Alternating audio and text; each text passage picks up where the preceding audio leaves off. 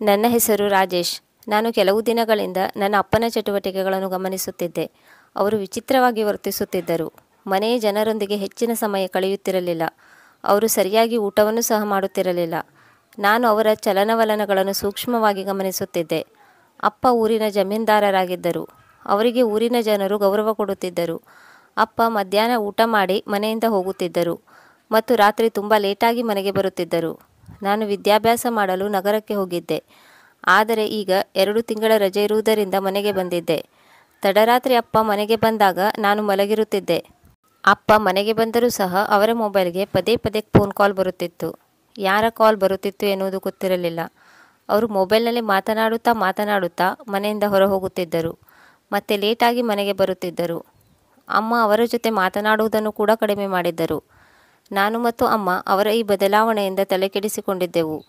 ಏನೋ ಸಮಸ್ಯೆ ಇದೆ ಎನ್ನುವುದು ಗೊತ್ತಾಗುತ್ತಿದೆ, ಆದರೆ ಏನು ಎನ್ನುವುದು ಗೊತ್ತಾಗಲಿಲ್ಲ. ಮನೆಯ ಜನರ ಬಗ್ಗೆ ಅವರಿಗೆ ಆಸಕ್ತಿ ಇರಲಿಲ್ಲ. ಅವರ ನಿಷ್ಕಾಳಜಿಯನ್ನು ಕಂಡು ಅಮ್ಮ ಅವರಿಂದ ದೂರ ಇರುತ್ತಿದ್ದರು. ಏನೇ ಆದರೂ ಅಪ್ಪನ ಬದಲಾದ ವರ್ತನೆ ಬಗ್ಗೆ ನಾನು ತಿಳಿದುಕೊಳ್ಳುವ ನಿರ್ಧಾರ ಮಾಡಿದ್ದೆ. ಒಂದು ದಿನ ನಾನು ಅಮ್ಮನಿಗೆ ಹೇಳಿದೆ, ನಾನು ಜಮೀನಿನ ಕಡೆ ಹೋಗಿ ಬರುತ್ತೇನೆ. ಆಗ ಅಮ್ಮ ಬೇಗನೆ ಅಪ್ಪನಿಗೆ ತಿಂಡಿ ಮಾಡಿಕೊಟ್ಟರು ಮತ್ತು ಹೇಳಿದರು, ನಿನ್ನಪ್ಪ ಜಮೀನಿನ ಕಡೆ ಹೋಗಿದ್ದರೆ ಇದನ್ನು ಕೊಟ್ಟು ಬಿಡು ಎಂದು. ನನಗೆ ಅಪ್ಪನಿಗೆ ತಿಂಡಿ ಕೊಡುವ ಅವಕಾಶ ಒಳ್ಳೆಯ ಉಪಯೋಗಕ್ಕೆ ಬಂದಿತ್ತು. ನಾನು ತುಂಬ ದಿನಗಳಿಂದ ಇಂಥ ಒಂದು ಅವಕಾಶಕ್ಕಾಗಿ ಕಾಯುತ್ತಿದ್ದೆ. ತಿಂಡಿ ಕೊಡುವ ನೆಪದಲ್ಲಿ ನನ್ನ ತಂದೆಯ ಸತ್ಯವನ್ನು ತಿಳಿದುಕೊಳ್ಳಲು ಮನೆಯಿಂದ ಹೊರಟೆ. ನಾನು ನಮ್ಮ ಜಮೀನಿಗೆ ಹೋದಾಗ ಅಲ್ಲಿ ಊರಿನ ದೊಡ್ಡ ಜನರು ಕುಳಿತುಕೊಳ್ಳುವ ಜಾಗಕ್ಕೆ ಹೋಗಿ ನಿಂತುಕೊಂಡೆ. ನನಗೆ ಗೊತ್ತಿತ್ತು, ನನ್ನ ತಂದೆ ಯಾವಾಗಲೂ ಇದೇ ಜಾಗಕ್ಕೆ ಬರುತ್ತಾರೆ ಎಂದು. ಹೀಗಾಗಿ ನಾನು ಆ ಜಾಗಕ್ಕೆ ಆರಾಮಾಗಿ ಹೋಗಿದ್ದೆ. ನಾನು ಅಲ್ಲಿ ಕುಳಿತಿರುವ ವ್ಯಕ್ತಿಗಳ ಬಳಿಗೆ ಹೋದಾಗ ಅವರು ನನ್ನನ್ನು ನೋಡಿ ಆಶ್ಚರ್ಯಗೊಂಡರು. ನಾನು ಅಪ್ಪನ ಬಗ್ಗೆ ಕೇಳಿದಾಗ ಅವರು, ಇಂದು ಪಟೇಲರು ಈ ಕಡೆ ಬಂದೇ ಇಲ್ಲ ಎಂದು ಹೇಳಿದರು. ಮತ್ತು ಅವರಲ್ಲಿ ಯಾರೋ ಒಬ್ಬರು, ಪಟೇಲರು ಚಿಕ್ಕಬಂಗಲೆ ಕಡೆ ಹೋಗಿರುವುದನ್ನು ನೋಡಿದ್ದೇವೆ ಎಂದರು. ನನಗೆ ಆಶ್ಚರ್ಯವಾಯಿತು. ಅಪ್ಪನಿಗೆ ಅಲ್ಲೇನು ಕೆಲಸ? ಚಿಕ್ಕಬಂಗಲೆಗೆ ಯಾರೂ ಹೋಗುತ್ತಿರಲಿಲ್ಲ. ಅದು ಯಾವಾಗಲೂ ಖಾಲಿ ಬಿದ್ದಿರುತ್ತಿತ್ತು. ನಗರದಿಂದ ಯಾರಾದರೂ ಗಣ್ಯ ವ್ಯಕ್ತಿಗಳು ನಮ್ಮ ಊರಿಗೆ ಬಂದಾಗ ಅದರಲ್ಲಿ ಉಳಿದುಕೊಳ್ಳುತ್ತಿದ್ದರು. ಏನೂ ತೊಂದರೆ ಇಲ್ಲ. ನಾನು ನನ್ನ ತಂದೆಯನ್ನು ನೋಡಲು ಚಿಕ್ಕಬಂಗಲೆಗೆ ಹೋಗುತ್ತೇನೆ. ನಾನು ಅಲ್ಲಿಗೆ ಹೋದಾಗ ಹೊರಗಡೆ ಕಾವಲುಗಾರ ಕುಳಿತಿರುವುದನ್ನು ನೋಡಿದೆ.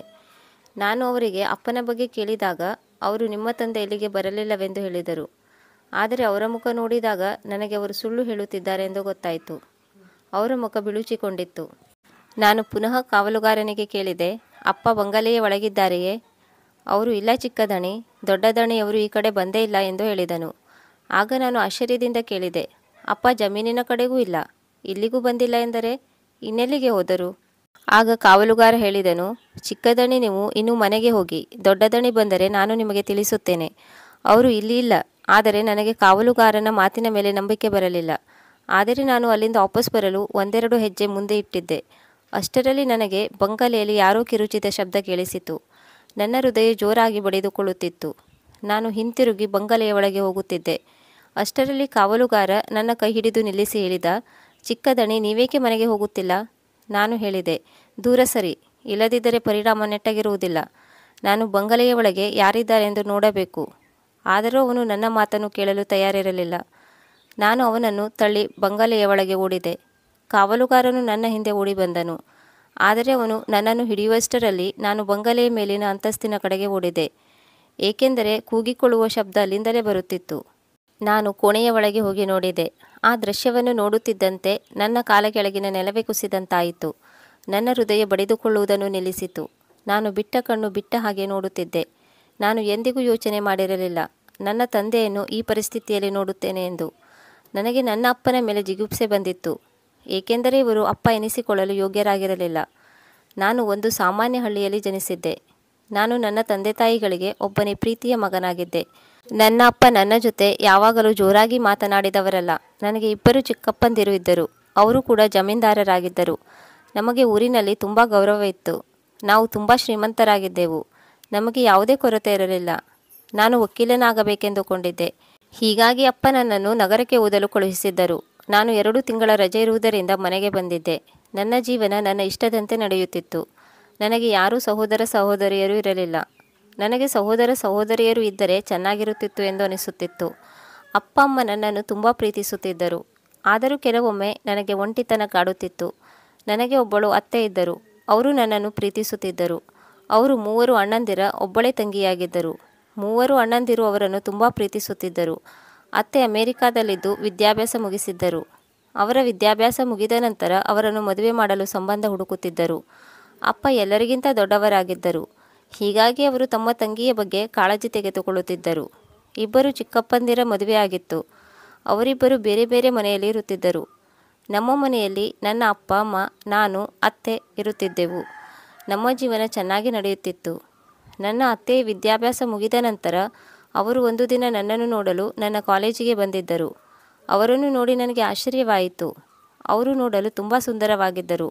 ಅವರಿಗೆ 35 ವರ್ಷ ವಯಸ್ಸಾಗಿತ್ತು. ಆದರೆ ಅವರನ್ನು ನೋಡಿದರೆ 35 ವರ್ಷದವರಂತೆ ಕಾಣುತ್ತಿರಲಿಲ್ಲ. ಓದುವ ಸಲುವಾಗಿ ಅವರು ಇನ್ನೂ ಕೂಡ ಮದುವೆ ಆಗಿರಲಿಲ್ಲ. ಅವರಿಗೆ ವಿದ್ಯಾವಂತೆ ಆಗಬೇಕೆನ್ನುವ ಆಸೆ ಇತ್ತು. ಆದರೆ ನಮ್ಮ ಊರಿನಲ್ಲಿ ಹುಡುಗಿಯರಿಗೆ ಹೆಚ್ಚು ಓದಿಸುತ್ತಿರಲಿಲ್ಲ. ಆದರೆ ಅಪ್ಪ ಅತ್ತೆಯ ಎಲ್ಲ ಆಸೆಯನ್ನು ಈಡೇರಿಸುತ್ತಿದ್ದರು. ತುಂಬ ಸಮಯ ನನ್ನ ಪ್ಲಾಟ್ನಲ್ಲಿ ಉಳಿಯುತ್ತಿದ್ದರು. ಅವರು ತಮ್ಮ ಓದು ಪೂರ್ತಿಗೊಂಡ ನಂತರ ಶಾಶ್ವತವಾಗಿ ಊರಿಗೆ ಬಂದು ಉಳಿದರು. ನಾನು ಊರಿಗೆ ಬಂದು 2 ದಿನ ಕಳೆದಿತ್ತು. ಅಪ್ಪ ಅತ್ತೆಗೆ ಊರಿನ ಕೆಲವು ಕಡೆಯಿಂದ ಸಂಬಂಧ ಬಂದಿದೆ ಎಂದು ಹೇಳಿದರು. ಆದರೆ ಇದರಿಂದ ಅತ್ತೆಗೆ ಖುಷಿಯಾಗಲಿಲ್ಲ. ಅವರು ಅಪ್ಪನಿಗೆ ಹೇಳಿದರು, ನಾನು ಬೇರೆ ಯಾರನ್ನೋ ಪ್ರೀತಿಸುತ್ತಿದ್ದೇನೆ.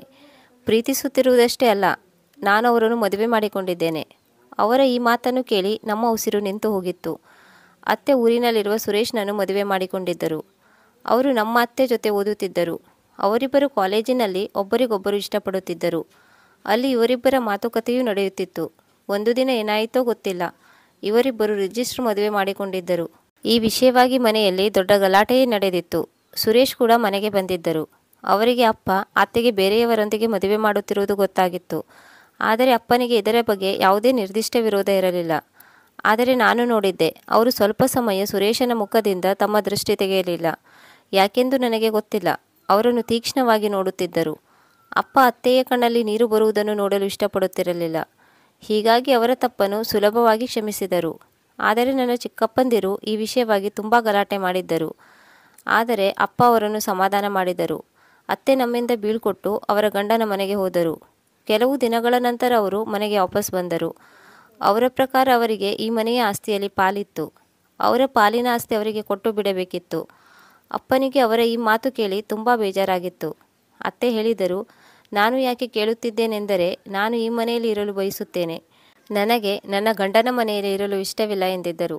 ಹೀಗಾಗಿ ಅವರು ಈ ಮನೆಯಲ್ಲಿ ಅವರ ಪಾಲಿನ ಜಾಗದಲ್ಲಿ ಇರಲು ಬಯಸುತ್ತಿದ್ದರು. ಈ ಮಾತನ್ನು ಕೇಳಿ ಅಪ್ಪನಿಗೆ ಕೋಪ ಬಂದಿತ್ತು. ಆದರೆ ಕಾನೂನಿನ ಪ್ರಕಾರ ಅವರಿಗೂ ಸಮಪಾಲಿತ್ತು. ಹೀಗಾಗಿ ಅಪ್ಪ ಅತ್ತೆಯನ್ನು ತಡೆಯಲಿಲ್ಲ. ಸುರೇಶ್ ಅಂಕಲ್ ಕೂಡ ತುಂಬ ಒಳ್ಳೆಯವರಾಗಿದ್ದರು. ಅವರು ಅತ್ತೆಯ ಎಲ್ಲ ಕೆಲಸದಲ್ಲೂ ಕೈ ಜೋಡಿಸುತ್ತಿದ್ದರು. ಅತ್ತೆಯನ್ನು ತುಂಬ ಪ್ರೀತಿಸುತ್ತಿದ್ದರು. ಸುರೇಶ್ ಅಂಕಲ್ ಮನೆಯಲ್ಲಿ ಎಲ್ಲರೊಂದಿಗೆ ಬೇಗನೆ ಹೊಂದಿಕೊಂಡರು. ಅವರು ಎಲ್ಲರಿಗೂ ಇಷ್ಟವಾದರು.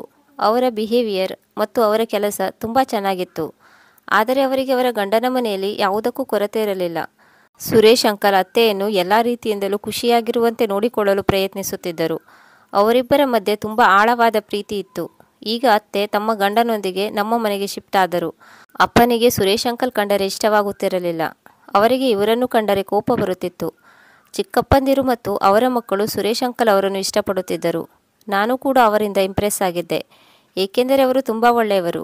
ಅಮ್ಮ ಕೂಡ ಸುರೇಶ್ ಅಂಕಲ್ನಿಂದ ತುಂಬ ಖುಷಿಯಾಗಿದ್ದರು. ಅವರು ಅಮ್ಮನನ್ನು ಅಕ್ಕನನ್ನಾಗಿ ಮಾಡಿಕೊಂಡಿದ್ದರು.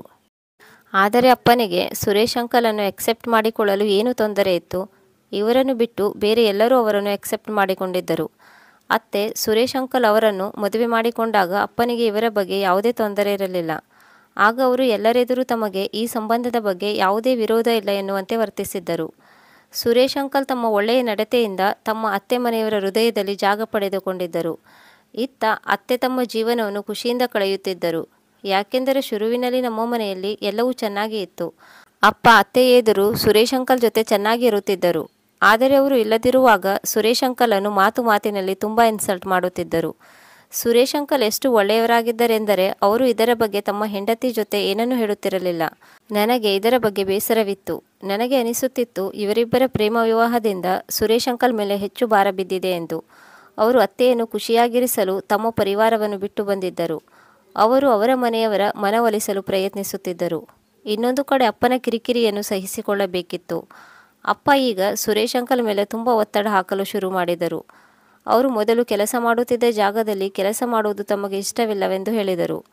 ಅವರು ಊರಿನ ಸರಕಾರಿ ಶಾಲೆಯಲ್ಲಿ ಸುರೇಶ್ ಅಂಕಲ್ ಅವರಿಗೆ ಕೆಲಸ ಕೊಡಿಸಿದರು. ಈ ಮೊದಲು ಅವರು ಊರಿನ ಒಂದು ಬ್ಯಾಂಕ್ನಲ್ಲಿ ಕೆಲಸ ಮಾಡುತ್ತಿದ್ದರು. ಅಪ್ಪ ಅವರನ್ನು ಯಾವಾಗಲೂ ಒತ್ತಡದಲ್ಲಿ ಸಿಲುಕುವಂತೆ ಮಾಡುತ್ತಿದ್ದರು. ಆದರೆ ಅವರು ಅತ್ತೆಯ ಜೊತೆ ಇದರ ಬಗ್ಗೆ ಹೇಳುತ್ತಿರಲಿಲ್ಲ. ಅವರು ಹೇಳುತ್ತಿದ್ದರು, ಅತ್ತೆಯನ್ನು ಮದುವೆ ಮಾಡಿಕೊಂಡು ನಾನು ತುಂಬ ಖುಷಿಯಾಗಿದ್ದೇನೆ ಎಂದು. ಅವರು ಅಪ್ಪನ ಎಲ್ಲ ಮಾತನ್ನು ಸುಮ್ಮನೆ ಸಹಿಸಿಕೊಳ್ಳುತ್ತಿದ್ದರು. ಅವರನ್ನು ನೋಡಿದರೆ ಅವರಿಗೆ ಒಳ್ಳೆಯ ಸಂಸ್ಕಾರ ಕೊಟ್ಟು ಬೆಳೆಸಿದ್ದಾರೆ ಎಂದು ಅನಿಸುತ್ತಿತ್ತು. ಅಪ್ಪ ನನಗೆ ಸುರೇಶ್ ಅಂಕಲ್ ಜೊತೆ ಮಾತನಾಡಬೇಡ ಎಂದು ಹೇಳಿದ್ದರು. ನೀನು ಅವನಿಗೆ ಇದಕ್ಕಿಂತಲೂ ಹೆಚ್ಚಿಗೆ ಹತ್ತಿರವಾಗುವ ಅವಶ್ಯಕತೆ ಇಲ್ಲ. ಅವನು ನಿನ್ನ ಅತ್ತೆ ಗಂಡ ಅಷ್ಟೇ. ನನಗೆ ಅವನನ್ನು ಕಂಡರೆ ಸ್ವಲ್ಪವೂ ಇಷ್ಟ ಇಲ್ಲ. ಕೇವಲ ನಿನ್ನ ಅತ್ತೆಗೋಸ್ಕರ ನಾನು ಅವನನ್ನು ಸಹಿಸಿಕೊಂಡಿದ್ದೇನೆ. ಅಪ್ಪನ ಮಾತು ಕೇಳಿ ನನಗೆ ತುಂಬ ಕೋಪ ಬಂದಿತ್ತು. ನನಗೆ ಮೊದಲಿನಿಂದಲೂ ಅವರನ್ನು ಕಂಡರೆ ಇಷ್ಟ. ಆದರೆ ಅಪ್ಪ ಯಾಕೆ ಹೀಗೆ ಮಾತನಾಡುತ್ತಿದ್ದಾರೆ? ಅಪ್ಪ ಅತ್ತೆ ಎದುರು ಸುರೇಶ್ ಅಂಕಲ್ ಜೊತೆ ಒಳ್ಳೆಯವರಂತೆ ನಡೆದುಕೊಳ್ಳುವ ನಾಟಕ ಮಾಡುತ್ತಿದ್ದಾರೆ ಎಂದು ನನಗೆ ಅರ್ಥವಾಗಿತ್ತು. ಸುರೇಶ್ ಅಂಕಲ್ನಿಂದ ಅಪ್ಪನಿಗೆ ಯಾವ ತೊಂದರೆಯಾಗಿತ್ತು ಎನ್ನುವುದು ನನಗೆ ಅರ್ಥವಾಗಲಿಲ್ಲ. ಅವರು ಮನೆಯಲ್ಲಿದ್ದರೆ ಅಪ್ಪನ ಮೂಡ್ ಆಫ್ ಆಗಿರುತ್ತಿತ್ತು. ಅಪ್ಪನ ಈ ನಡವಳಿಕೆ ನನಗೆ ತುಂಬ ನೋವುಂಟು ಮಾಡುತ್ತಿತ್ತು. ಈಗ ಅತ್ತೆ ಗರ್ಭಿಣಿಯಾಗಿದ್ದರು. ಮನೆಯಲ್ಲಿ ಸಂತೋಷದ ವಾತಾವರಣ ನಿರ್ಮಾಣವಾಗಿತ್ತು. ಆದರೆ ಅಪ್ಪನಿಗೆ ಇದು ಸ್ವಲ್ಪವೂ ಇಷ್ಟವಿರಲಿಲ್ಲ. ಇದರಿಂದ ಅವರಿಗೆ ಕೋಪ ಬಂದಿತ್ತು. ಆದರೆ ನಾನು ಇಲ್ಲಿಯವರೆಗೆ ಅತ್ತೆಗೆ ಅಪ್ಪ ಸುರೇಶ್ ಅಂಕಲ್ ಅವರನ್ನು ದ್ವೇಷಿಸುತ್ತಿರುವ ವಿಷಯವನ್ನು ತಿಳಿಸಿರಲಿಲ್ಲ. ಏಕೆಂದರೆ ಅತ್ತೆಯ ನಗುನಗುತ್ತಿರುವ ಮುಖ ಬಾಡಿ ಹೋಗುವುದನ್ನು ನೋಡಲು ನಾನು ಇಷ್ಟಪಡುತ್ತಿರಲಿಲ್ಲ. ಈ ನಡುವೆ ಸುರೇಶ್ ಅಂಕಲ್ ಮೌನವಾಗಿರಲು ಪ್ರಾರಂಭಿಸಿದರು. ಇದನ್ನು ನೋಡಿ ನಾನು ಅವರ ಜೊತೆ ಅಪ್ಪ ಇಲ್ಲದಿರುವಾಗ ಮಾತನಾಡುತ್ತಿದ್ದೆ. ಅವರು ನನ್ನ ಜೊತೆ ಸಂತೋಷವಾಗಿರುತ್ತಿದ್ದರು. ಅಪ್ಪ ಕೊಡಿಸಿರುವ ನೌಕರಿಯಿಂದ ಅವರು ಖುಷಿಯಾಗಿರಲಿಲ್ಲ. ಅತ್ತೆಗೂ ಈ ಕೆಲಸ ಮಾಡುವ ವಿಷಯದಲ್ಲಿ ಯಾವುದೇ ತಕರಾರು ಇರಲಿಲ್ಲ. ಹೀಗಾಗಿ ಸುರೇಶ್ ಅಂಕಲ್ ಈ ಕೆಲಸವನ್ನು ಒಪ್ಪಿಕೊಂಡಿದ್ದರು. ಅಂಕಲ್ ಏನೇ ಕೆಲಸ ಮಾಡಿದರೂ ಅಪ್ಪನಿಗೆ ಅದರಿಂದ ಖುಷಿಯಾಗುತ್ತಿರಲಿಲ್ಲ. ಮತ್ತು ಅವರಿಗೆ ಸುರೇಶ್ ಅಂಕಲ್ ನಮ್ಮ ಮನೆಯಲ್ಲಿ ಇರುವುದು ಸ್ವಲ್ಪವೂ ಇಷ್ಟವಾಗುತ್ತಿರಲಿಲ್ಲ. ಅಪ್ಪ ಅವರನ್ನು ದ್ವೇಷಿಸುತ್ತಿರುವುದು ಗೊತ್ತಿದ್ದರೂ ಅವರು ನಮ್ಮ ಮನೆಯಲ್ಲಿ ಇದ್ದರು. ಅವರು ಯಾವತ್ತೂ ಕೋಪ ಮಾಡಿಕೊಂಡಿರಲಿಲ್ಲ. ಅವರ ಈ ಗುಣ ನನಗೆ ತುಂಬ ಇಷ್ಟವಾಗಿತ್ತು. ಇದರಿಂದ ನಾನು ಖುಷಿಯಾಗಿದ್ದೆ. ಸುರೇಶ್ ಅಂಕಲ್ ಅಂತ ಒಳ್ಳೆಯ ವ್ಯಕ್ತಿ ನನ್ನ ಅತ್ತೆಯ ಜೊತೆಗಾರನಾಗಿ ಸಿಕ್ಕಿರುವುದಕ್ಕೆ. ಆದರೆ ಅಪ್ಪ ಅಂಕಲ್ ಮತ್ತು ಅತ್ತೆಯನ್ನು ಹೇಗಾದರೂ ಮಾಡಿ ಮನೆಯಿಂದ ಹೊರಹಾಕಬೇಕೆಂದುಕೊಂಡಿದ್ದರು. ಕಳೆಯುತ್ತಿರುವ ಸಮಯದ ಜೊತೆ ಸುರೇಶ್ ಅಂಕಲ್ ಕೂಡ ಅಪ್ಪನ ಕಿರಿಕಿರಿಯಿಂದ ನೊಂದು ಹೋಗಿ ಅವರಿಗೆ ಎದುರು ಮಾತನಾಡಲು ಶುರು ಮಾಡಿದ್ದರು. ಇವರಿಬ್ಬರ ಮಧ್ಯೆ ಏನು ನಡೆಯುತ್ತಿದೆ ಎನ್ನುವುದು ನನ್ನ ಗಮನಕ್ಕೆ ಬಂದಿತ್ತು. ಆದರೆ ಅಪ್ಪ ಸುರೇಶ್ ಅಂಕಲನ್ನು ದ್ವೇಷಿಸುವ ಕಾರಣ ಏನೆಂದು ಇದುವರೆಗೂ ನನಗೆ ಗೊತ್ತಾಗಲಿಲ್ಲ. ಅಪ್ಪ ವಿನಾಕಾರಣ ಸುರೇಶ್ ಅಂಕಲನ್ನು ದ್ವೇಷಿಸುತ್ತಿರುವುದು, ಅವರ ಮನಸ್ಸನ್ನು ನೋಯಿಸುತ್ತಿರುವುದು ನನಗೆ ಇಷ್ಟವಾಗುತ್ತಿರಲಿಲ್ಲ. ನಾನು ಕೆಲವೊಮ್ಮೆ ಅತ್ತೆಯ ಜೊತೆ ಈ ವಿಷಯವಾಗಿ ಮಾತನಾಡಬೇಕೆಂದುಕೊಳ್ಳುತ್ತಿದ್ದೆ. ಆದರೆ ಯಾರೂ ಕೂಡ ಅಪ್ಪನ ವಿರುದ್ಧ ಹೋಗಲು ಸಾಧ್ಯವಿರಲಿಲ್ಲ. ಇದನ್ನು ಯೋಚಿಸಿ ಸುಮ್ಮನಾಗುತ್ತಿದ್ದೆ. ಒಂದು ದಿನ ಸುರೇಶ್ ಅಂಕಲ್ ಮತ್ತು ಅಪ್ಪ ಟೆರೆಸ್ ಮೇಲೆ ಮಾತನಾಡುತ್ತಿರುವುದನ್ನು ನಾನು ನೋಡಿದ್ದೆ. ನಾನು ಟೆರೆಸ್ ಮೇಲೆ ಹೋಗುತ್ತಿದ್ದೆ. ಅವರಿಬ್ಬರು ಅಲ್ಲಿ ಮಾತನಾಡುತ್ತಿರುವುದನ್ನು ಕೇಳಿ ನಾನು ಮೆಟ್ಟಿಲ ಮೇಲೆ ನಿಂತುಕೊಂಡೆ. ಇವರಿಬ್ಬರನ್ನು ನೋಡಿ ನನಗೆ ಇವರಿಬ್ಬರಿಗೂ ತುಂಬ ಹಿಂದಿನಿಂದಲೂ ಪರಿಚಯ ಇದ್ದಿರಬಹುದು ಎಂದು ಅನಿಸುತ್ತಿತ್ತು. ಈ ವಿಷಯ ನನಗೆ ಆಶ್ಚರ್ಯಗೊಳಿಸಿತು. ಸುರೇಶ್ ಅಂಕಲ್ ಚಿಕ್ಕಂದಿನಿಂದಲೂ ನಗರದಲ್ಲಿ ಓದಿದವರು. ಅವರನ್ನು ಅವರ ತಂದೆ ಚಿಕ್ಕಂದಿನಲ್ಲಿಯೇ ಓದಲು ನಗರಕ್ಕೆ ಕಳುಹಿಸಿದ್ದರು. ಅತ್ತೆ ಜೊತೆ ನಗರದಲ್ಲಿ ಮದುವೆ ಮಾಡಿಕೊಂಡು ಇಲ್ಲಿಗೆ ಬಂದಿದ್ದರು. ನಂತರ ಅವರು ಈ ಊರಿಗೆ ಬಂದು ನೌಕರಿ ಮಾಡಲು ಶುರು ಮಾಡಿದರು. ಈ ಮೊದಲು ಸುರೇಶ್ ಅಂಕಲ್ ಮನೆಯಲ್ಲಿ ತುಂಬ ಚೆನ್ನಾಗಿ ಹೊಂದಿಕೊಂಡಿದ್ದರು. ಆದರೆ ಈಗ ಅವರು ನಿಧಾನಕ್ಕೆ ಬದಲಾಗುತ್ತಿದ್ದರು. ಈ ವಿಷಯ ನಮಗೆ ತುಂಬ ಬೇಸರ ತಂದಿತ್ತು. ಅವರು ಅತ್ತೆ ಜೊತೆ ಕೆಲವೊಮ್ಮೆ ಕೋಪ ಮಾಡಿಕೊಳ್ಳುತ್ತಿದ್ದರು. ಯಾವ ವ್ಯಕ್ತಿ ತನ್ನ ಹೆಂಡತಿಯನ್ನು ತುಂಬ ಪ್ರೀತಿಸುತ್ತಿದ್ದನೋ ಅದೇ ವ್ಯಕ್ತಿಯಿಂದ ತನ್ನ ಹೆಂಡತಿಯೊಂದಿಗೆ ಸರಿಯಾಗಿ ಮಾತನಾಡುತ್ತಿರಲಿಲ್ಲ. ನನಗೆ ಈಗ ಅನಿಸುತ್ತಿತ್ತು, ಅಪ್ಪ ಇದೇ ಕಾರಣಕ್ಕಾಗಿ ಅವರನ್ನು ಇಷ್ಟಪಡುತ್ತಿರಲಿಲ್ಲ ಎಂದು. ಅತ್ತೆ ಕೂಡ ಈಗ ಸುರೇಶ್ ಅಂಕಲ್ ನಡವಳಿಕೆಯಿಂದ ಬೇಸರ ಮಾಡಿಕೊಂಡಿದ್ದರು. ಅವರ ಹೊಟ್ಟೆಯಲ್ಲಿ ಈಗ ಮಗು ಕೂಡ ಇತ್ತು. ಒಂದು ದಿನ ಅತ್ತೆ ನನ್ನೊಂದಿಗೆ ತಮ್ಮ ಕಥೆಯನ್ನು ಹೇಳಿ ಅಳುತ್ತಿದ್ದರು. ನಾನು ಅವರಿಗೆ ಸಮಾಧಾನ ಮಾಡಿದೆ. ಅವರು ಹೇಳಿದರು, ನಾನು ಸುರೇಶ್ನನ್ನು ತುಂಬ ಪ್ರೀತಿಸುತ್ತೇನೆ. ಆದರೆ ಅವನು ಒಂದು ದಿನ ನನ್ನ ಜೊತೆ ಹೀಗೆ ನಡೆದುಕೊಳ್ಳುತ್ತಾನೆಂದುಕೊಂಡಿರಲಿಲ್ಲ. ಅವನಿಗೋಸ್ಕರ ನಾನು ಏನೆಲ್ಲ ಮಾಡಿಲ್ಲ. ನಾನು ಅತ್ತೆಗೆ ಧೈರ್ಯ ಹೇಳಿ ಸಮಾಧಾನ ಮಾಡಿದೆ. ಇದೆಲ್ಲವೂ ಸ್ವಲ್ಪ ದಿನದಲ್ಲಿ ಸರಿ ಹೋಗುತ್ತದೆ, ನೀವು ಚಿಂತೆ ಮಾಡಬೇಡಿ. ಈಗ ಅಂಕಲ್ ಅತ್ತೆಯನ್ನು ಭೇಟಿಯಾಗಲು ನಮ್ಮ ಮನೆಗೆ ಬರುತ್ತಿರಲಿಲ್ಲ. ಅವರು ಹೆಚ್ಚಾಗಿ ತಮ್ಮ ಫ್ಯಾಮಿಲಿ ಜೊತೆ ಇರುತ್ತಿದ್ದರು. ಅತ್ತೆ ಪ್ರೆಗ್ನೆಂಟ್ ಇರುವುದರಿಂದ ಅಂಕಲ್ ಅವರಿಂದ ದೂರವಾಗಿರುವುದನ್ನು ಅವರಿಂದ ಸಹಿಸಿಕೊಳ್ಳಲು ಆಗಲಿಲ್ಲ. ಅವರು ಕೆಲವೊಮ್ಮೆ ಸಿಡಿಮಿಡಿಗೊಳ್ಳುತ್ತಿದ್ದರು. ನಾನು ಈ ವಿಷಯವಾಗಿ ಅಂಕಲ್ ಜೊತೆ ಮಾತನಾಡಲು ಯೋಚಿಸಿದ್ದೆ. ಅವರು ತುಂಬ ದಿನಗಳಿಂದ ನಮ್ಮ ಮನೆಗೆ ಬಂದಿರಲಿಲ್ಲ. ಈ ನಡುವೆ ಅಪ್ಪನ ನಡವಳಿಕೆ ಮನೆಯಲ್ಲಿ ಎಲ್ಲರೊಂದಿಗೆ ತುಂಬ ಚೆನ್ನಾಗಿತ್ತು. ಮನೆಯಲ್ಲಿ ತುಂಬ ಸಂತೋಷವಾಗಿರುತ್ತಿದ್ದರು. ಅತ್ತೆ ಅವರ ಎದುರು ಅಳುತ್ತಾ ಕುಳಿತರೆ ಅವರು ಅವಳಿಗೆ ಸಮಾಧಾನ ಮಾಡುತ್ತಾ ಹೇಳುತ್ತಿದ್ದರು, ನೀನು ಈ ಮಗುವನ್ನು ತೆಗೆಸಿಬಿಡು ಮತ್ತು ಅಂಥ ಕೆಟ್ಟ ವ್ಯಕ್ತಿಯೊಂದಿಗಿನ ನಿನ್ನ ಸಂಬಂಧವನ್ನು ಕೊನೆಗೊಳಿಸು. ಸಂಬಂಧ ಕೊನೆಗೊಳಿಸುವ ಮಾತು ಕೇಳುತ್ತಿದ್ದಂತೆ ಅತ್ತೆ ಇನ್ನೂ ಜೋರಾಗಿ ಅಳಲು ಶುರು ಮಾಡಿದರು. ಅವರು ಹೇಳುತ್ತಿದ್ದರು, ಇದು ನನ್ನ ಮತ್ತು ಸುರೇಶ್ನ ಮಗು. ಇದನ್ನು ನಾನು ತೆಗೆಸುವುದಿಲ್ಲ. ನಾನು ಅರ್ಥ ಮಾಡಿಕೊಂಡಿದ್ದೆ. ಅಪ್ಪ ಈ ಮಗುವನ್ನು ಮುಗಿಸಿಬಿಟ್ಟು ಅತ್ತೆಗೆ ಅಂಕಲ್ನಿಂದ ಡೈವರ್ಸ್ ಕೊಡಿಸಿ ತಮ್ಮ ಕೆಲಸದಲ್ಲಿ ಯಶಸ್ವಿಯಾಗುತ್ತಾರೆ ಎಂದು. ಏಕೆಂದರೆ ಅವರಿಗೆ ಹಿಂದಿನಿಂದಲೂ ಅಂಕಲನ್ನು ಕಂಡರೆ ಆಗುತ್ತಿರಲಿಲ್ಲ. ನಾನು ಅಂಕಲನ್ನು ಹುಡುಕುತ್ತಿದ್ದೆ. ಆದರೆ ಅವರು ನನಗೆ ಎಲ್ಲಿಯೂ ಸಿಗಲಿಲ್ಲ. ಅವರು ಎಲ್ಲಿಗೆ ಹೋದರೂ ಅವರನ್ನು ಹುಡುಕಿಕೊಂಡು ಅವರು ಕೆಲಸ ಮಾಡುವ ಸ್ಥಳಕ್ಕೂ ಹೋಗಿದ್ದೆ. ಒಂದು ರಾತ್ರಿ 2 ಗಂಟೆಯಾಗಿತ್ತು. ಆಗ ನನಗೆ ನನ್ನ ಫ್ರೆಂಡಿಂದ ಕಾಲ್ ಬಂದಿತ್ತು. ನಾನು ಮಾತನಾಡುತ್ತಾ ಟೆರೆಸ್ಗೆ ಹೋಗಿದ್ದೆ. ಏಕೆಂದರೆ ಅಲ್ಲಿ ತಣ್ಣನೆಯ ಗಾಳಿ ಬೀಸುತ್ತಿತ್ತು. ನಾನು ತುಂಬ ಸಮಯ ಅಲ್ಲೇ ಮಾತನಾಡುತ್ತಾ ಕುಳಿತಿದ್ದೆ. ನಾನು ಅಪ್ಪ ಆ ರಾತ್ರಿಯಲ್ಲಿ ಮನೆ ಬಾಗಿಲು ತೆರೆದು ಹೊರಗೆ ಹೋಗುತ್ತಿರುವುದನ್ನು ನೋಡಿ ಆಶ್ಚರ್ಯಗೊಂಡು ತಕ್ಷಣವೇ ಕಾಲ್ ಕಟ್ ಮಾಡಿ ಅಪ್ಪನನ್ನು ಹಿಂಬಾಲಿಸಲು ಹೋದೆ. ಅವರು ಇಷ್ಟು ರಾತ್ರಿಯಲ್ಲಿ ಎಲ್ಲಿಗೆ ಹೋಗುತ್ತಿದ್ದಾರೆ? ಅವರಿಗೆ ಅಂತಹ ಯಾವ ಅರ್ಜೆಂಟ್ ಕೆಲಸ ಇರಬಹುದು? ನಾನು ಅವರನ್ನು ಹಿಂಬಾಲಿಸಿದೆ. ಅವರು ಕಚ್ಚಾ ರಸ್ತೆಯಲ್ಲಿ ಹೋಗುತ್ತಿದ್ದರು. ಆ ರಸ್ತೆ ಕಾಡಿನ ಕಡೆಗೆ ಹೋಗುತ್ತಿತ್ತು. ಅಪ್ಪ ರಸ್ತೆಯ ಒಂದು ಬದಿಯಲ್ಲಿ ನಿಂತುಕೊಂಡರು. ಅಪ್ಪನಿಗೆ ನಾನು ಅವರನ್ನು ಹಿಂಬಾಲಿಸುತ್ತಿದ್ದೇನೆ ಎನ್ನುವುದು ಗೊತ್ತಾಗಬಾರದೆಂದು ನಾನು ಮೆಲ್ಲನೆ ನಿಧಾನಕ್ಕೆ ನಡೆಯುತ್ತಿದ್ದೆ. ಅವರು ರಸ್ತೆ ಬದಿಯಲ್ಲಿ ನಿಂತುಕೊಂಡು ತಮ್ಮ ಪ್ಯಾಂಟಿನ ಜೇಬಿನಿಂದ ಮೊಬೈಲ್ ತೆಗೆದು ಯಾವುದೋ ಒಂದು ನಂಬರ್ಗೆ ಡಯಲ್ ಮಾಡಿ ಮಾತನಾಡುತ್ತಿದ್ದರು. ನಾನು ಇಲ್ಲಿ ನಿಮಗೋಸ್ಕರ ಕಾಯುತ್ತಾ ನಿಂತುಕೊಂಡಿದ್ದೇನೆ. ನನಗೆ ಅಪ್ಪನನ್ನು ಯಾರೋ ಭೇಟಿ ಮಾಡಲು ಬರುತ್ತಿದ್ದಾರೆ ಎನ್ನುವುದು ಅರ್ಥವಾಗಲಿಲ್ಲ. ಸುಮಾರು 15 ನಿಮಿಷಗಳ ನಂತರ ಆ ವ್ಯಕ್ತಿ ಅಪ್ಪನನ್ನು ಭೇಟಿಯಾಗಲು ಬಂದನು. ಆದರೆ ನಾನು ಅವನನ್ನು ನೋಡಿ ಆಶ್ಚರ್ಯಗೊಂಡೆ. 2 ತಿಂಗಳಿಂದ ನಾಪತ್ತೆಯಾಗಿದ್ದ ವ್ಯಕ್ತಿ ನನ್ನ ಅಪ್ಪನನ್ನು ಭೇಟಿಯಾಗಲು ಬಂದಿದ್ದನು. ಅದು ಬೇರೆ ಯಾರೂ ಆಗಿರಲಿಲ್ಲ, ಸುರೇಶ್ ಅಂಕಲ್ ಆಗಿದ್ದರು. ಅವರಿಬ್ಬರು ನನ್ನಿಂದ ಸ್ವಲ್ಪ ದೂರದಲ್ಲಿ ನಿಂತಿದ್ದರು. ಹಾಗಾಗಿ ಅವರು ಏನು ಮಾತನಾಡುತ್ತಿದ್ದಾರೆ ಎಂದು ನನಗೆ ಸ್ಪಷ್ಟವಾಗಿ ಕೇಳುತ್ತಿರಲಿಲ್ಲ. ಅವರಿಬ್ಬರು ಯಾವುದೋ ವಿಷಯದ ಕುರಿತು ವಾದ ಮಾಡುತ್ತಿದ್ದರು. ನನಗೆ ಇಷ್ಟು ಮಾತ್ರ ಕೇಳಿಸಿತು: ನೀನು ತುಂಬ ಕೆಟ್ಟ ವ್ಯಕ್ತಿ, ನನ್ನ ತಂಗಿಯಿಂದ ದೂರ ಹೋಗು, ಅಪ್ಪ ಜೋರಾಗಿ ಹೇಳುತ್ತಿದ್ದರು. ಅಂಕಲ್ ಕೂಡ ಅಪ್ಪನೊಂದಿಗೆ ಜೋರಾಗಿ ಮಾತನಾಡುತ್ತಿದ್ದರು. ನಾನು ನಿಮ್ಮ ತಂಗಿಗೋಸ್ಕರ ನಿಮ್ಮನ್ನು ಇಷ್ಟು ಗೌರವಿಸುತ್ತೇನೆ. ಇಲ್ಲದಿದ್ದರೆ ನಾನು ಇಲ್ಲಿಯವರೆಗೆ ಯಾರ ಎದುರು ತಲೆಬಾಗಿಸಿರಲಿಲ್ಲ. ನೀವು ಎಷ್ಟು ಸಂಭಾವಿತರು ಎನ್ನುವುದು ನನಗೆ ಗೊತ್ತಿದೆ. ನನ್ನೊಂದಿಗೆ ನೀವು ಹೆಚ್ಚು ವಾದ ಮಾಡದಿರುವುದೇ ಒಳ್ಳೆಯದು. ಇಲ್ಲದಿದ್ದರೆ ಇಬ್ಬರಿಗೂ ನಷ್ಟವಾಗುತ್ತದೆ. ಆಗ ಅಪ್ಪ ಹೇಳಿದರು: ನೀನು ನನ್ನ ಮಾತು ಕೇಳದಿದ್ದರೆ ನಾನು ನಿನ್ನನ್ನು ಸುಮ್ಮನೆ ಬಿಡುವುದಿಲ್ಲ. ನೀನು ನೋಡುತ್ತಿರು, ಅಪ್ಪ ಕೋಪದಿಂದ ಹೇಳಿದರು. ಅಪ್ಪ ವಾಪಸ್ ಬರಲು ಹಿಂತಿರುಗಿದರು. ಅವರು ನನ್ನನ್ನು ನೋಡಬಾರದೆಂದು ನಾನು ತಕ್ಷಣವೇ ಮರದ ಹಿಂದೆ ಅಡಗಿಕೊಂಡೆ. ಅವರ ಮಾತುಕತೆಯಿಂದ ನನಗೆ ಕನ್ಫ್ಯೂಸ್ ಆಯಿತು. ಅಂಕಲ್ ಮಾತನಾಡುತ್ತಿರುವುದನ್ನು ಕೇಳಿ ನಾನು ಆಶ್ಚರ್ಯಗೊಂಡಿದ್ದೆ. ಅವರು ಯಾವತ್ತೂ ನನ್ನ ಅಪ್ಪನ ಬಳಿ ಜೋರಾಗಿ ಮಾತನಾಡಿದ್ದನ್ನು ನಾನು ಕೇಳಿರಲಿಲ್ಲ. ಮೊದಲ ಬಾರಿಗೆ ನಾನು ಅವರು ಅಪ್ಪನ ಬಳಿ ಹೀಗೆ ಮಾತನಾಡುತ್ತಿರುವುದನ್ನು ಕೇಳಿ ನನ್ನ ಕಿವಿಗಳನ್ನು ನಾನೇ ನಂಬದಾದೆ. ಇಲ್ಲಿಯವರೆಗೆ ಅಪ್ಪನ ಎಲ್ಲ ಮಾತುಗಳನ್ನು ಮೌನವಾಗಿ ಕೇಳಿಸಿಕೊಳ್ಳುತ್ತಿದ್ದರು. ಅವರು ಅತ್ತೆ ಎದುರು ತಮ್ಮನ್ನು ತಾವು ಒಳ್ಳೆಯವರು ಎಂದು ತೋರಿಸಿಕೊಳ್ಳಲು ಹೀಗೆ ಮಾಡುತ್ತಿರಬಹುದು. ನಾನು ಮನೆಗೆ ಹೋಗಿ ಎಲ್ಲ ವಿಷಯವನ್ನು ಅತ್ತೆ ಜೊತೆ ಹೇಳಲು ಬಯಸಿದ್ದೆ. ನಾನು ಅಪ್ಪನಿಗಿಂತ ಮೊದಲು ಮನೆ ತಲುಪಿದೆ. ನಾನು ಮನೆಗೆ ಬಂದು ನೋಡಿದಾಗ ಆಶ್ಚರ್ಯಗೊಂಡೆ.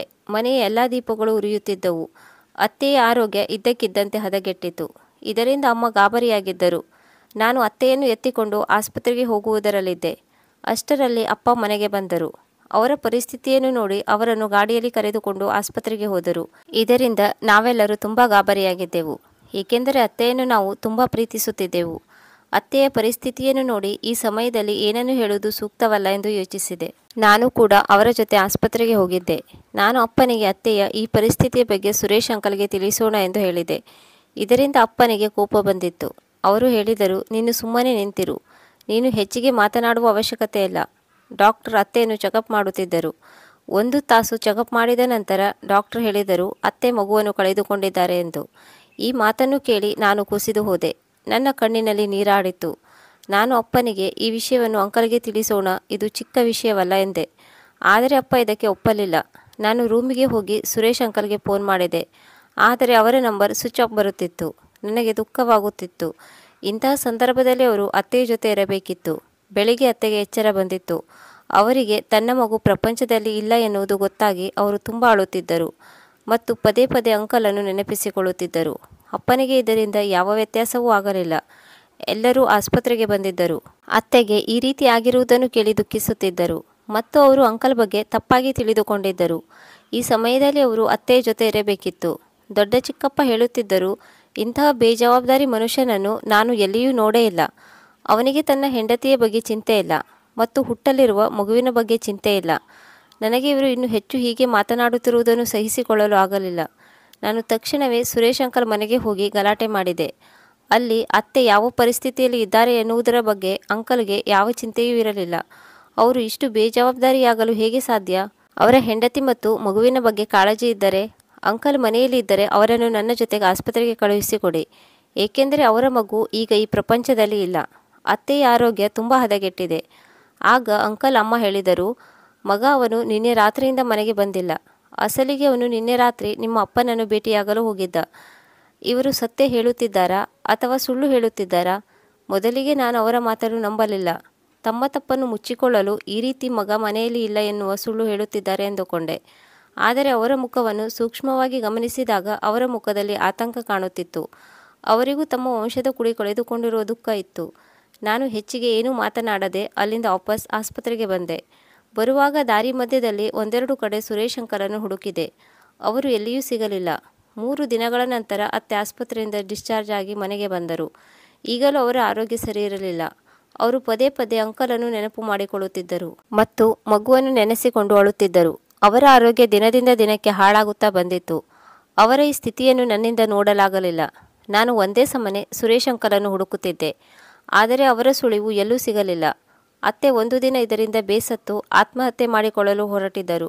ಆಗ ಅಪ್ಪ ಹೇಳಿದರು, ನೀನು ಅವನಿಗೋಸ್ಕರ ಹುಚ್ಚಿ ಆಗುತ್ತಿದ್ದೀಯಾ? ಅವನು ನಿನ್ನನ್ನು ಬಿಟ್ಟು ನಗರಕ್ಕೆ ಹೋಗಿದ್ದಾನೆ ಮತ್ತು ನಿನಗೆ ನಿಜ ಹೇಳಬೇಕೆಂದರೆ ಅವನು ಅಲ್ಲಿ ಬೇರೆ ಹುಡುಗಿಯನ್ನು ಮದುವೆಯಾಗಿದ್ದಾನೆ. ಈ ಮಾತನ್ನು ಕೇಳಿ ನಮಗೆಲ್ಲರಿಗೂ ಆಕಾಶವೇ ಕಳಚಿ ಬಿದ್ದಂತಾಯಿತು. ಅತ್ತೆಯ ಪರಿಸ್ಥಿತಿಯೆಂದು ತುಂಬ ಶೋಚನೀಯವಾಗಿತ್ತು. ಅವರು ಹತ್ತು ಕೆಟ್ಟ ಪರಿಸ್ಥಿತಿ ತಲುಪಿದ್ದರು. ಅಮ್ಮ ಅತ್ತೆಗೆ ಸಮಾಧಾನ ಮಾಡುತ್ತಾ ಹೇಳಿದರು, ನಿನ್ನ ಅಣ್ಣ ಸರಿಯಾಗಿ ಹೇಳುತ್ತಿದ್ದಾರೆ. ಅವನು ತನ್ನ ಮಗು ಸತ್ತ ಬಳಿಕವೂ ನಿನ್ನನ್ನು ನೋಡಲು ಬರಲಿಲ್ಲ.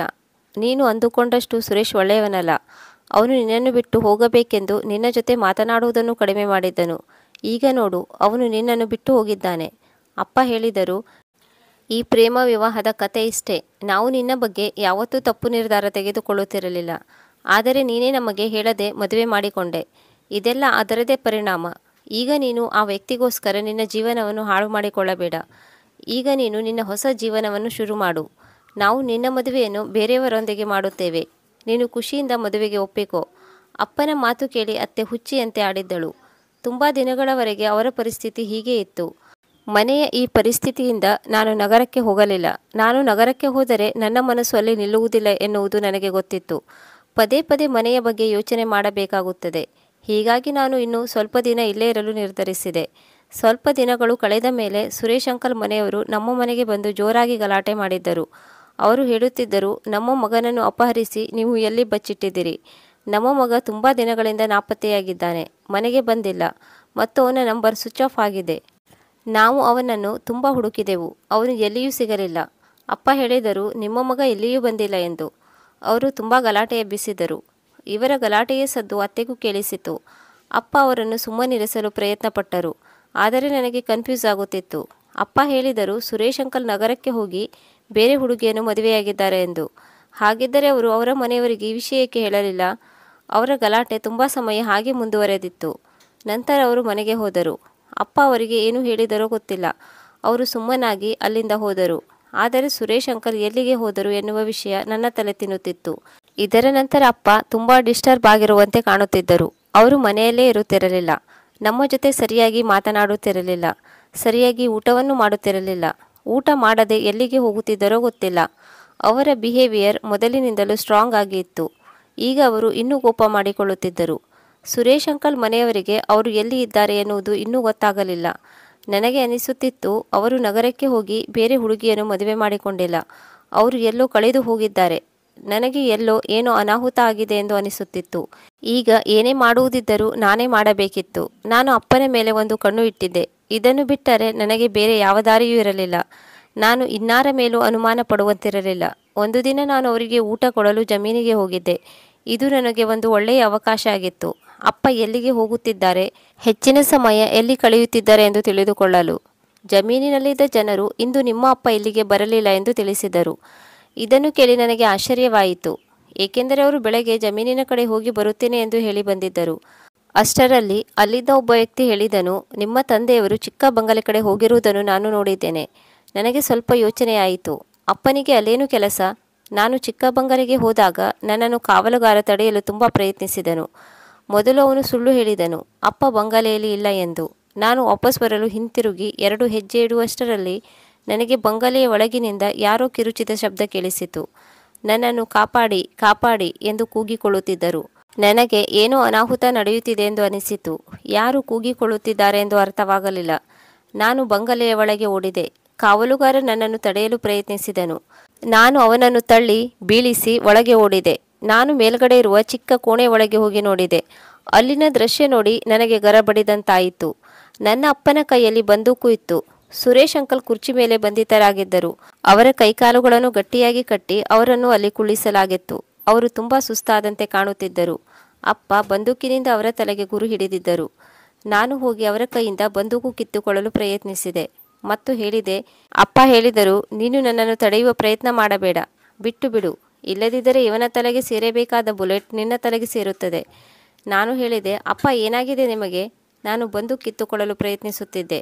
ಅವರು ಹೇಳಿದರು, ಜಾಸ್ತಿ ಆಯಿತು ಇವನದು, ನಾನು ಇವನನ್ನು ಇಂದು ಸಾಯಿಸಿ ಬಿಡುತ್ತೇನೆ. ನಾನು ಅಪ್ಪನ ಕೈಯಿಂದ ಹೇಗಾದರೂ ಮಾಡಿ ಬಂದೂಕು ತೆಗೆದುಕೊಳ್ಳಲು ಪ್ರಯತ್ನಿಸುತ್ತಿದ್ದೆ. ನಮ್ಮಿಬ್ಬರ ನಡುವೆ ಜಟಾಪಟಿ ನಡೆಯುತ್ತಿತ್ತು. ನಮ್ಮಿಬ್ಬರ ಈ ಕಿತ್ತಾಟದಲ್ಲಿ ಬಂದೂಕಿನಿಂದ ಹಾರಿದ ಬುಲೆಟ್ ನನ್ನ ಭುಜಕ್ಕೆ ತಗುಲಿತು. ನನ್ನ ಭುಜದಿಂದ ರಕ್ತ ಸುರಿಯುತ್ತಿತ್ತು. ನಾನು ನೆಲದ ಮೇಲೆ ಬಿದ್ದಿದ್ದೆ. ಅಪ್ಪ ನನ್ನ ಪರಿಸ್ಥಿತಿಯನ್ನು ಕಂಡು ಗಾಬರಿಯಾದರು. ಕಾವಲುಗಾರನು ಅಲ್ಲಿಗೆ ಬಂದಿದ್ದನು. ಸುರೇಶ್ ಅಂಕಲನ್ನು ಮರೆತು ಅವರಿಬ್ಬರು ನನ್ನನ್ನು ಆಸ್ಪತ್ರೆಗೆ ಕರೆದುಕೊಂಡು ಹೋದರು. ಆಸ್ಪತ್ರೆಯಲ್ಲಿ ನನ್ನ ಭುಜದ ಆಪರೇಷನ್ ಮಾಡಿ ಬುಲೆಟ್ ಹೊರತೆಗೆದರು. ನನ್ನ ಆರೋಗ್ಯ ಸುಧಾರಿಸಿದ ಮೇಲೆ ನನಗೆ ನನ್ನ ಅಪ್ಪನ ಮೇಲೆ ಜಿಗುಪ್ಸೆ ಬಂದಿತ್ತು. ನನ್ನ ಮನೆಯವರು ನನಗೆ ಹೇಗೆ ಬುಲೆಟ್ ತಗುಲಿತು ಎಂದು ಗಾಬರಿಯಾಗಿದ್ದರು. ಎಲ್ಲರೂ ನನ್ನ ಜೊತೆಗಿದ್ದರು. ಅಪ್ಪ ತಮ್ಮ ಕೆಲಸದಿಂದ ನಾಚಿಕೆ ಪಟ್ಟು ಸ್ವಲ್ಪ ದೂರದಲ್ಲಿ ನಿಂತಿದ್ದರು. ಅವರ ಬಂದೂಕಿನಿಂದ ಹಾರಿದ ಬುಲೆಟ್ ಅವರ ಮಗನ ಭುಜಕ್ಕೆ ತಗುಲಿತ್ತು. ಅತ್ತೆ ನನ್ನನ್ನು ನೋಡಿ ಗಾಬರಿಯಾಗಿದ್ದರು. ನನಗೆ ಅತ್ತೆಯ ಆತಂಕಭರಿತ ಮುಖವನ್ನು ನೋಡಿ ಬೇಸರವಾಯಿತು. ಆದರೆ ಅಪ್ಪ ಸುರೇಶ್ ಅಂಕಲನ್ನು ಏಕೆ ಹೊಡೆಯಲು ಪ್ರಯತ್ನಿಸಿದ್ದರು ಎಂದು ನಾನು ತಿಳಿದುಕೊಳ್ಳಬೇಕಿತ್ತು. ಭಗವಂತನ ಕೃಪೆ ಚೆನ್ನಾಗಿತ್ತು. ಸುರೇಶ್ ಅಂಕಲ್ ಬದುಕಿ ಉಳಿದರು ಮತ್ತು ಅವರು ನನ್ನನ್ನು ನೋಡಲು ಆಸ್ಪತ್ರೆಗೆ ಬಂದಿದ್ದರು. ಅಲ್ಲಿ ಸೇರಿದ್ದ ಎಲ್ಲರೂ ಅವರನ್ನು ನೋಡಿ ಆಶ್ಚರ್ಯಗೊಂಡರು. ಎಲ್ಲರೂ ಅವರನ್ನು ತರಾಟೆಗೆ ತೆಗೆದುಕೊಳ್ಳುತ್ತಿದ್ದರು. ನಾನು ಎಲ್ಲರನ್ನೂ ಶಾಂತಗೊಳಿಸಿದೆ. ಅವರು ಎಲ್ಲಿಗೆ ಹೋಗಿದ್ದಾರೆಂದು ನಾನು ಎಲ್ಲರಿಗೂ ತಿಳಿಸುತ್ತೇನೆ. ಸುರೇಶ್ ಅಂಕಲ್ ಬಗ್ಗೆ ಎಲ್ಲರಿಗೂ ಎಲ್ಲವನ್ನೂ ತಿಳಿಸಿದ ಮೇಲೆ ಎಲ್ಲರೂ ಪಶ್ಚಾತ್ತಾಪ ಪಟ್ಟುಕೊಂಡರು. ಅತ್ತೆ ಅಪ್ಪನಿಗೆ ಕೇಳಿದರು, ಅಣ್ಣ ನಿಮ್ಮ ಮಗ ಸತ್ಯ ಹೇಳುತ್ತಿದ್ದಾನಾ? ಅಪ್ಪನಿಗೆ ಅನಿಸುತ್ತಿತ್ತು, ತಮ್ಮ ಬಂದೂಕಿನಿಂದ ಹಾರಿದ ಬುಲೆಟ್ನಿಂದ ತಮ್ಮ ಮಗ ಸತ್ತು ಹೋಗಬಹುದಿತ್ತು.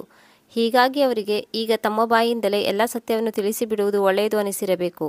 ಅತ್ತೆ ಅವರ ಗಂಡನನ್ನು ನೋಡಿ ಅಳುತ್ತಿದ್ದರು. ಅಪ್ಪ ಹೇಳಿದರು, ನನಗೆ ಸುರೇಶ್ ಕಂಡರೆ ಮೊದಲಿನಿಂದಲೂ ಆಗುತ್ತಿರಲಿಲ್ಲ.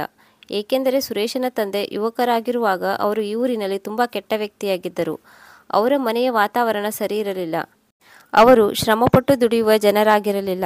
ನನಗೆ ತಿಳಿದ ಪ್ರಕಾರ ವಿಕ್ರಾಂತ್ ತನ್ನ ಮಗನನ್ನು ತನ್ನಂತೆ ಬೆಳೆಸಿದ್ದಾನೆ ಎನ್ನುವುದು ತಿಳಿದಿತ್ತು. ಸುರೇಶ್ ಕಳ್ಳತನ ಮಾಡುತ್ತಿದ್ದುದನ್ನು ನಾನು ಒಂದೆರಡು ಬಾರಿ ಹಿಡಿದಿದ್ದೆ.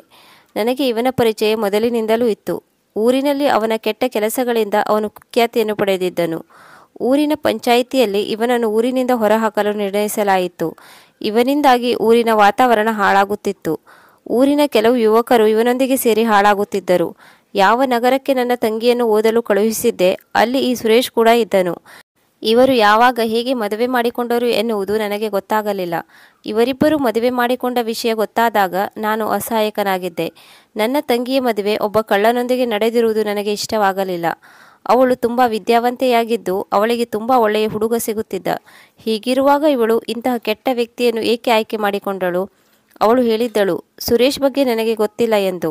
ನಂತರ ನನ್ನ ತಂಗಿ ಇವನನ್ನು ಕರೆದುಕೊಂಡು ನಮ್ಮ ಮನೆಗೆ ಬಂದಳು. ಆದರೆ ಇವನು ನಮ್ಮ ಮನೆಯಲ್ಲಿ ಇರುವುದು ನನಗೆ ಸ್ವಲ್ಪವೂ ಇಷ್ಟ ಇರಲಿಲ್ಲ. ಅವನ ಮನೆಯ ವಾತಾವರಣವೂ ಚೆನ್ನಾಗಿರಲಿಲ್ಲ. ನನಗೆ ಇಂಥ ಮನೆಗೆ ನನ್ನ ತಂಗಿಯನ್ನು ಮದುವೆ ಮಾಡಿಕೊಡುವುದು ಇಷ್ಟವಿರಲಿಲ್ಲ. ಇವರದು ಕಳ್ಳರ ಮನೆಯಾಗಿತ್ತು.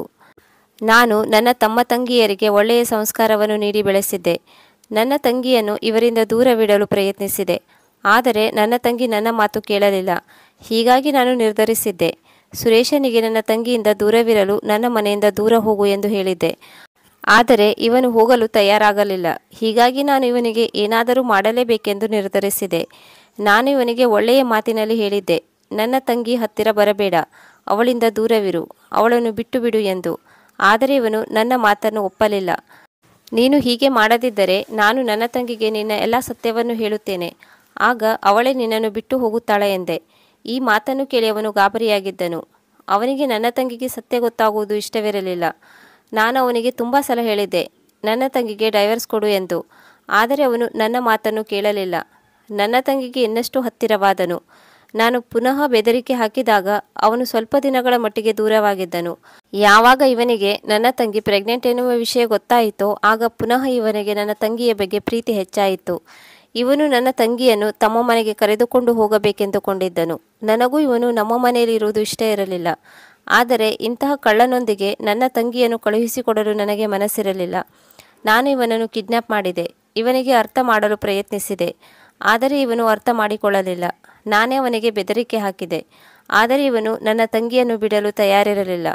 ಇನ್ನು ಇವನು ನನ್ನ ತಂಗಿಯನ್ನು ಬಿಡುವುದಿಲ್ಲ ಎಂದು ತಿಳಿದು ನಾನು ಅರ್ಧರಾತ್ರಿಯಲ್ಲಿ ಗೂಂಡಾಗಳಿಗೆ ಹೇಳಿ ಇವನನ್ನು ಕಿಡ್ನ್ಯಾಪ್ ಮಾಡಿಸಿದೆ ಮತ್ತು ನನ್ನ ತಂಗಿಗೆ ಸೊಳ್ಳೆ ಸಾಯಿಸುವ ಔಷಧಿಯನ್ನು ಹಾಕಿದೆ. ನನ್ನ ತಂಗಿಯ ಆರೋಗ್ಯ ಹಾಳಾಗಿ ಅವಳ ಮಗು ಈ ಪ್ರಪಂಚದಿಂದ ಹೊರಟು ಹೋಯಿತು. ಈ ಮೊದಲೇ ನಾನು ಸುರೇಶ್ನನ್ನು ಕಿಡ್ನ್ಯಾಪ್ ಮಾಡಿದ್ದೆ. ಅವನನ್ನು ಸಾಯಿಸುವ ಮೊದಲು ಅವನಿಗೆ ಅರ್ಥ ಮಾಡಿಸಲು ತುಂಬ ಪ್ರಯತ್ನಪಟ್ಟೆ. ಹೆಚ್ಚು ಸಮಯ ಅವನೊಂದಿಗೆ ಕಳೆಯುತ್ತಿದ್ದೆ. ಹೇಗಾದರೂ ಮಾಡಿ ಇವನಿಂದ ನನ್ನ ತಂಗಿಯನ್ನು ದೂರ ಮಾಡಲು ನಿನಗೆ ಇನ್ನೂ ಸಮಯ ಇದೆ. ಇಲ್ಲದಿದ್ದರೆ ನಾನು ನಿನ್ನನ್ನು ಸಾಯಿಸಿ ಬಿಡುತ್ತೇನೆ. ನೀನು ಈ ಊರನ್ನು ಬಿಟ್ಟು ನಗರಕ್ಕೆ ಹೊರಟು ಹೋಗು. ಅಲ್ಲಿ ನೀನು ಬೇರೆ ಹುಡುಗಿಯನ್ನು ಮದುವೆಯಾಗು ಎಂದಿದ್ದೆ. ಏಕೆಂದರೆ ನನ್ನ ತಂಗಿಗೆ ನಾನು ಸುಳ್ಳು ಹೇಳಿದ್ದೇನೆಂದು ಗೊತ್ತಾಗಬಾರದು. ಅವಳು ನನ್ನನ್ನು ನಂಬಬೇಕು. ಹೀಗೆ ನಾನು ಅವನಿಗೆ ಬದುಕಲು ಅವಕಾಶ ಕೊಟ್ಟಿದ್ದೆ. ಆದರೆ ಅವನಿಗೆ ಸಾವು ಹೆಚ್ಚು ಪ್ರಿಯವಾಗಿತ್ತು. ನನ್ನ ತಂಗಿಯು ಈಗ ತಾಳ್ಮೆಯಿಂದ ಇದ್ದಳು. ಈ ಸಮಯದಲ್ಲಿ ನಾನು ಇವನನ್ನು ಸಾಯಿಸಬೇಕು ಎಂದುಕೊಂಡೆ. ನಾನು ಇಂದು ಇವನನ್ನು ಸಾಯಿಸುವವನಿದ್ದೆ. ಆದರೆ ನೀನು ಇವನನ್ನು ಬದುಕಿಸಿದೆ.